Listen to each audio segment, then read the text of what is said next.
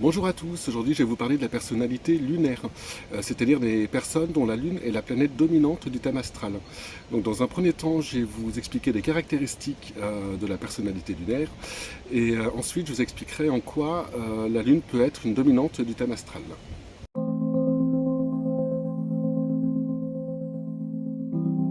Alors qu'est-ce qu'une personnalité lunaire? Je vous décris bien sûr l'archétype du lunaire, le lunaire pur, en imaginant une personne dont la Lune est la seule planète dominante du thème. S'il y a plusieurs dominantes, on aura un mélange des caractéristiques données par les planètes concernées. Donc la personne fortement marquée par la Lune est quelqu'un qui est très marqué par son démarrage de vie. Il a des difficultés à tirer un trait sur son passé. La notion de plus jamais est quelque chose de très difficile pour lui. Le lunaire est un être très sensible, tendre, rêveur, poète. Il aime materner et être materné. Il vit dans la prolongation de ses émotions, d'où son lunatisme. Il est toujours à la recherche de son bien-être. Il fait des choix, le travail par exemple, en fonction de l'atmosphère, de l'ambiance à laquelle il est très sensible.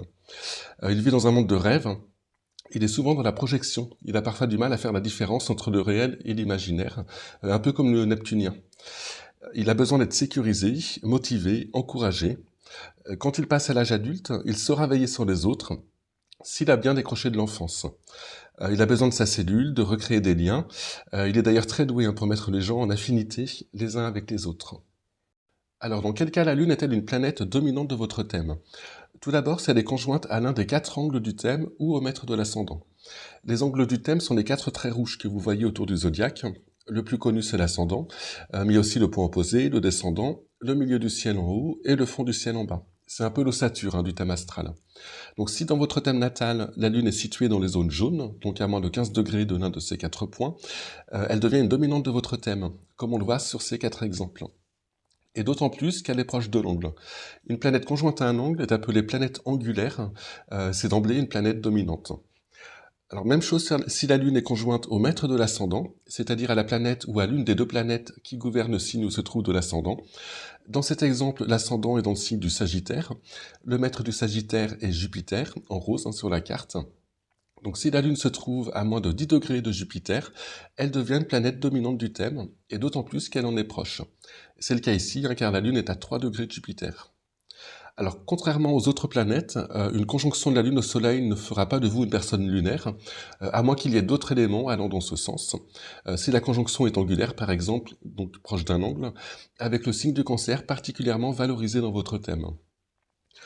Enfin, la Lune sera également importante dans votre thème si vous avez un amas planétaire, donc plusieurs planètes, dans le signe du Cancer. C'est le signe qui est gouverné par la Lune. C'est le cas dans cet exemple, avec 4 planètes en Cancer, je les ai mises en rose. Donc en l'absence de planète angulaire ou de planète conjointe au maître de l'ascendant, elle peut même devenir la planète dominante du thème. Alors je vais vous montrer maintenant 2 personnalités avec une lune dominante dans leur thème astral. Donc on a tout d'abord Pierre Palmade, l'humoriste au succès qu'on lui connaît. Il a une lune dominante en vert, conjointe au milieu du ciel.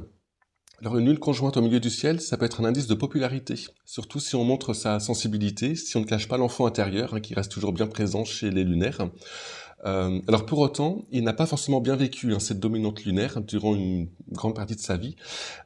Ici, la Lune est en Capricorne, qui n'est pas le signe où elle se sent le plus à l'aise. Elle est en exil. Carré à Mars et semi-carré à Vénus, qui est le maître d'ascendant de son thème. Donc même si la Lune fait des aspects harmonieux aux planètes transsaturniennes, Uranus, Neptune et Pluton, elle est mal intégrée au reste de son thème. Donc sa forte sensibilité, accentuée par le sextile Lune-Neptune, Neptune étant également une planète dominante car conjointe au descendant, était sûrement mal acceptée par Palmade au début de sa carrière.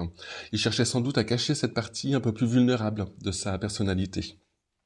Alors on voit aussi que le maître d'ascendant, Vénus, est conjointe à Mercure. Il y a donc une identification naturelle chez lui aux valeurs mercuriennes, que sont le rire, le jeu, le côté adolescent, la curiosité, la légèreté, le côté un peu caméléon. Mais ça s'est fait au détriment d'une partie de lui qu'il a eu sans doute plus de mal à assumer, en tout cas à intégrer à sa personnalité, qui est le côté lunaire. Alors aujourd'hui, il s'est désidentifié de Mercure, même si cette planète fait partie intégrante de sa personnalité, mais il a accepté qu'il n'était pas que ça. Il en a parlé d'ailleurs il y a quelques années, où il se dévoilait un petit peu plus sur sa vie intime. Alors deuxième exemple, Salvador Dali.